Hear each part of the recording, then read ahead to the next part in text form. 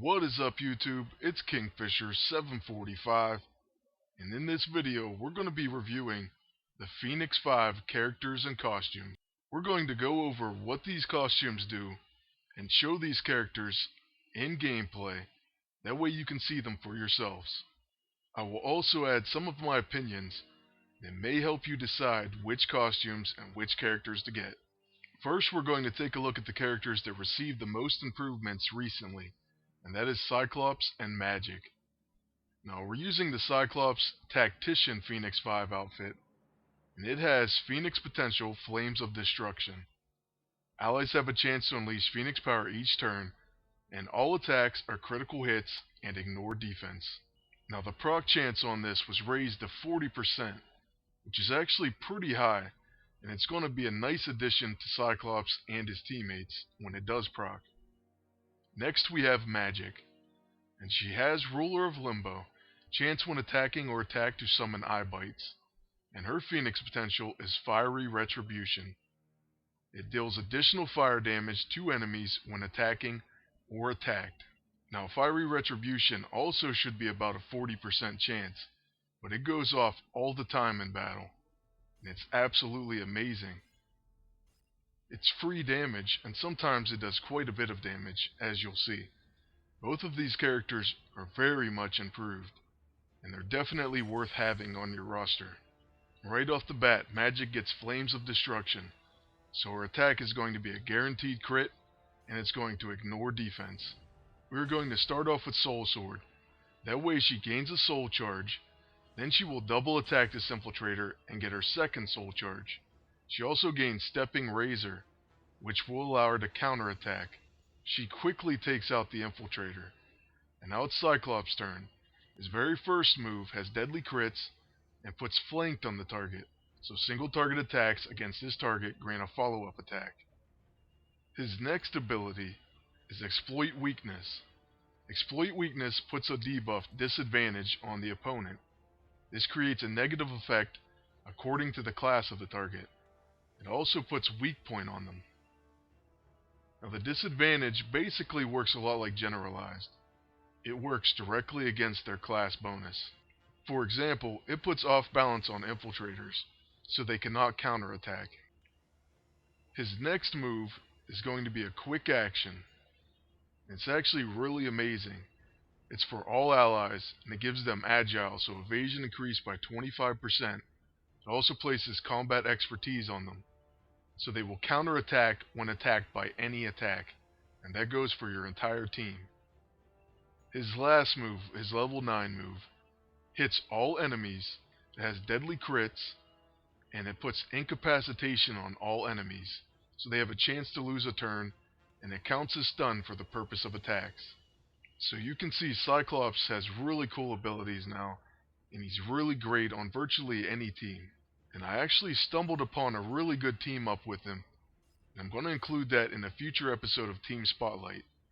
In fact, I have a lot of extra footage with Cyclops and Magik, so I'm probably going to make a second video just showcasing those two characters.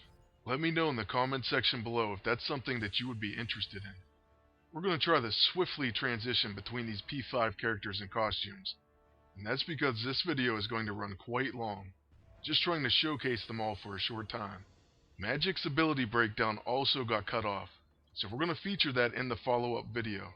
I'm going to take this time while my agent and opponents attack, let you guys know the order in which I think you should recruit the characters.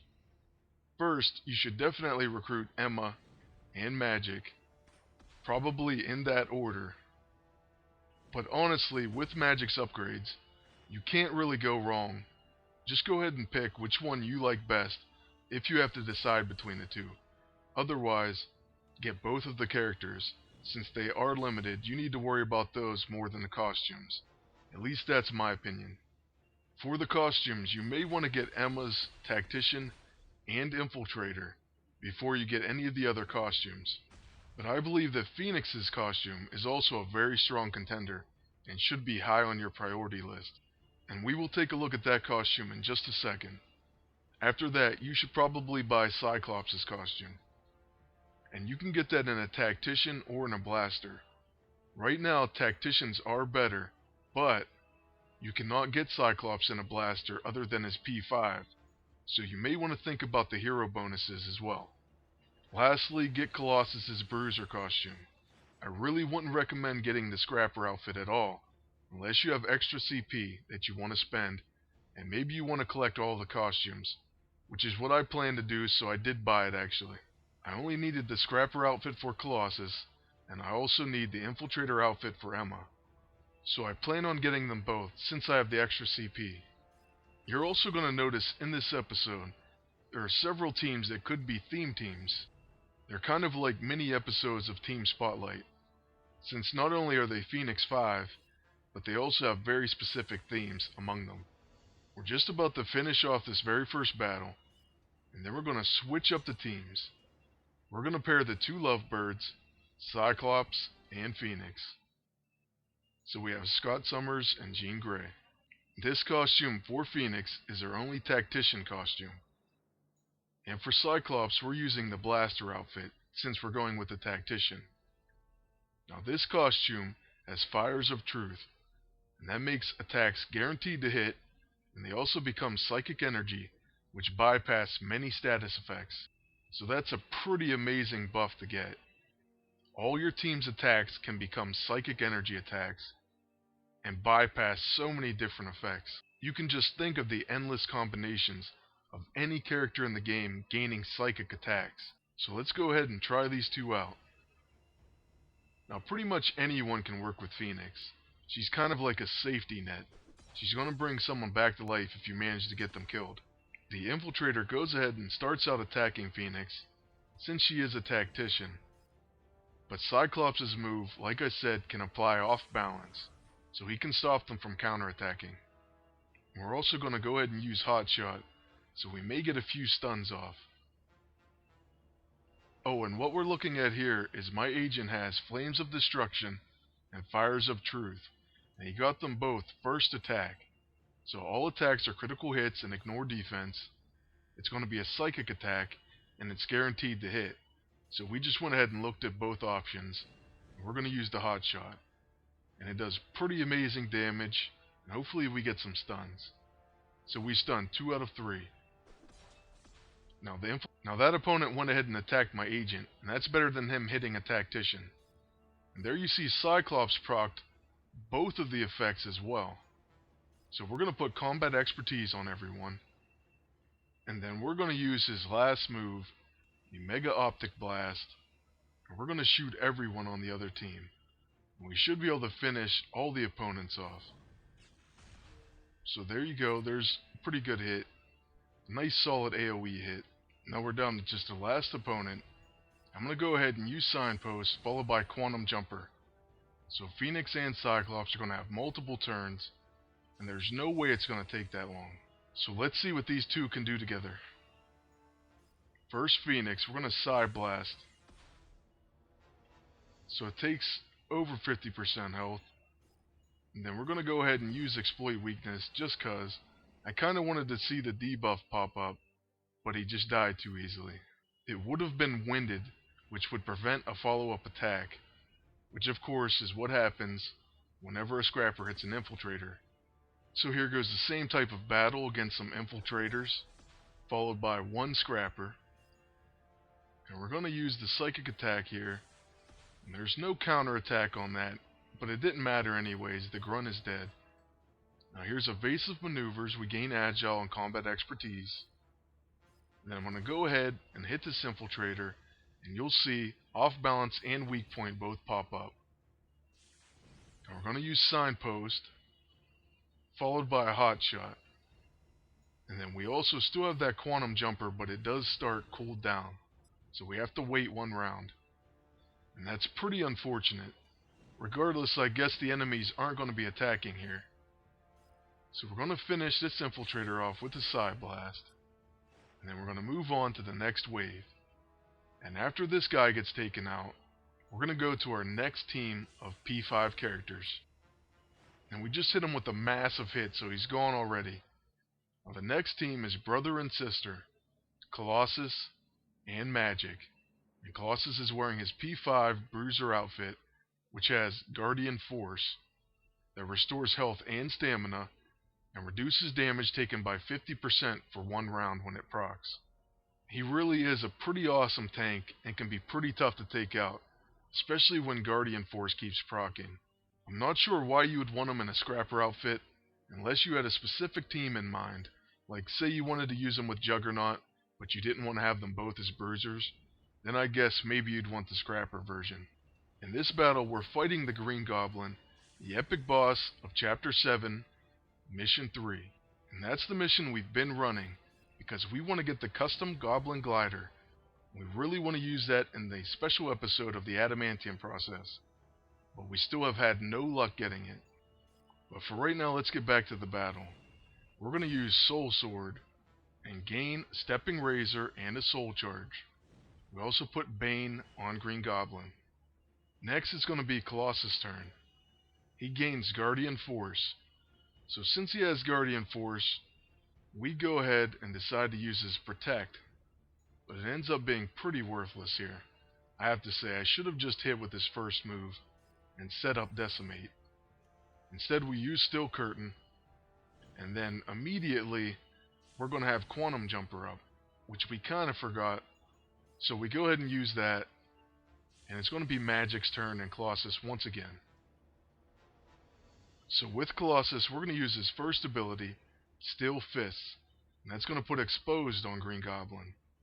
And then that way, Decimate exploits exposure, so it'll deal extra damage against an exposed target. So anyways, yeah, we're going to use his first ability. But first, look at his last ability. It's a ground attack, so there's no reason to use that on this boss, since he is a flyer. So there goes Steel Fists, and now he's exposed. We also gain Fiery Retribution, but he dodges it. Now on Magik's turn, we can use Soul Sword and gain another Soul Charge, or we can use Stepping Disc just to mix it up. We'll put some debuffs on him and we'll gain our second Soul Charge anyway. So that's what we're going to do. We're going to put Dizzy, and that's it right now. But you can end up putting quite a few debuffs on them. Dizzy, Exposed, Slowed, or Weakened. And so now we're looking at her again here. And she has Soul Charge times 2. So we can either use Soul Flare at full charge, or we can use Unleash Hell at full charge. So that's what we do, and it's going to put some really strong debuffs on him. Death Frost, Soul Fire, and Dark Void. So that's a pretty awesome move right there, and that will hit all enemies when it's used. There you see her Stepping Disc counter. Now Green Goblin is weakened as well. Now she has Guardian Force, so she's taking less damage, and she's healing. And then on top of that, Colossus has it as well. So our team is really hard to damage right now.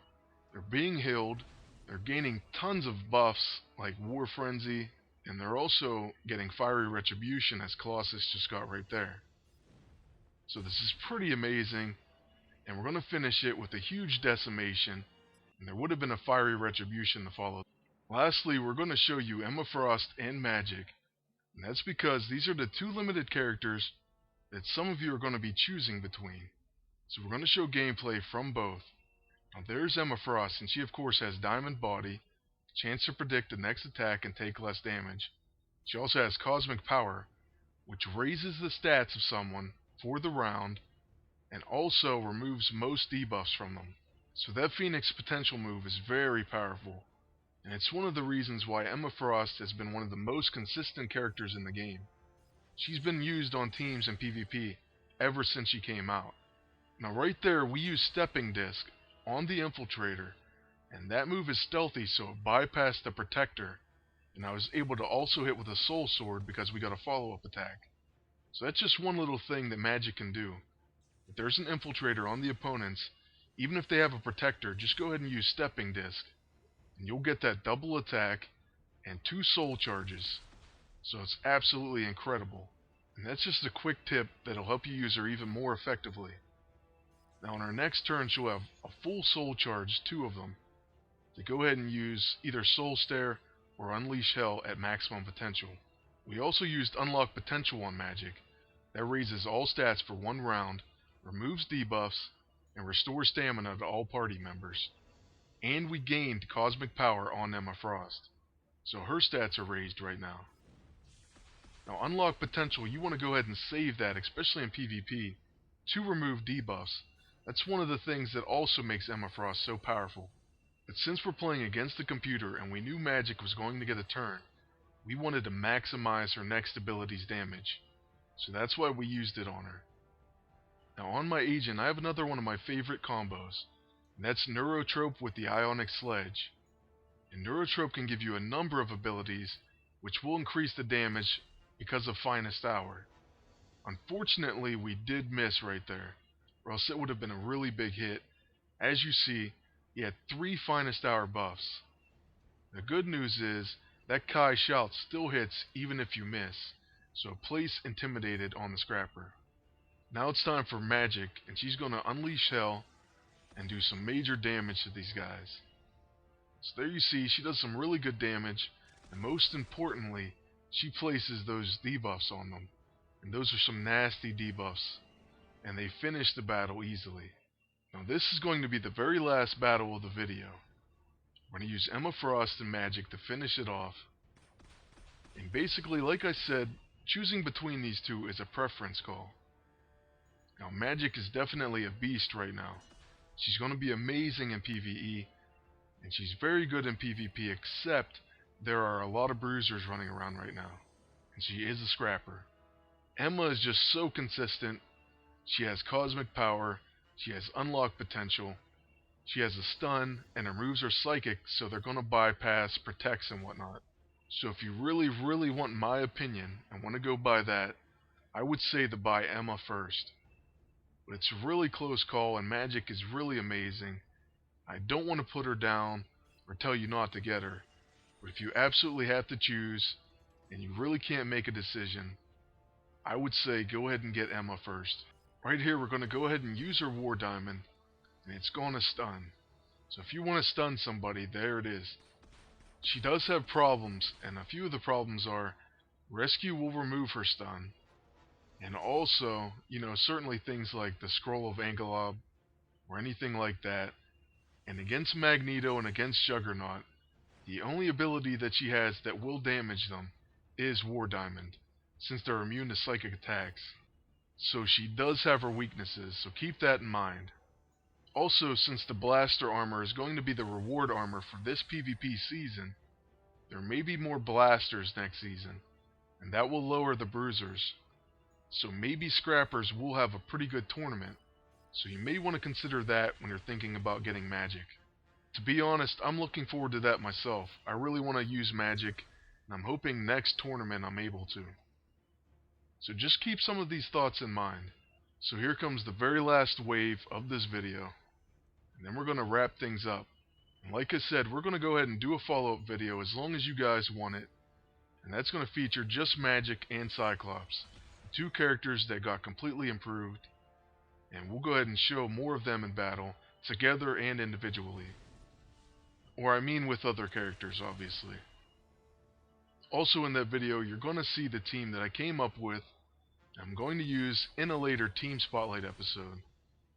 So stay tuned for that. You're going to see Cyclops teamed up with a very recent character, and you may be able to guess which one. Now these last 2 opponents are almost finished, and they're going to end it on Emma's turn, but first we're going to try another Ionic Sledge. So we'll use that, and of course he dodges. So after this video I went ahead and checked my accuracy, by the way. But you've seen all those Finest Hour buffs, and that would have been a pretty nice hit. So we will finish it with an unlocked potential and mental trauma instead. And that's going to be the end of the video. I hope you guys enjoyed it. Hope you learned something and maybe it helped.